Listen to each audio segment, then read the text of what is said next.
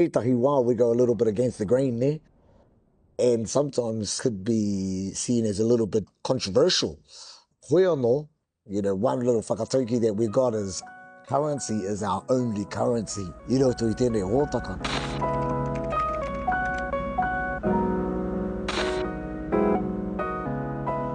We had an interesting question that we had about a 20-minute debate on. There's more potential in making Pakeke work politically and real right now.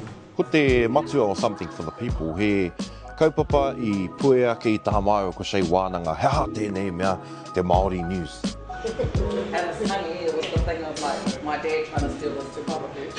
Hea te pūrongo Māori I ai ki te tirohanga Māori. Ana ko tā mau whakatau ko ngā kaupapa katoa e hia tia, e mana ko tia ana, o tira e koe ngō tia ana e te iwi Māori. Way better than me. Kia tukua, kia kōrerohia, kia wānanga hia ngā kaupapa katoa, e whakaoreore nei I te iwi Māori no reira, I toko ake te whakaaro ko something for the people.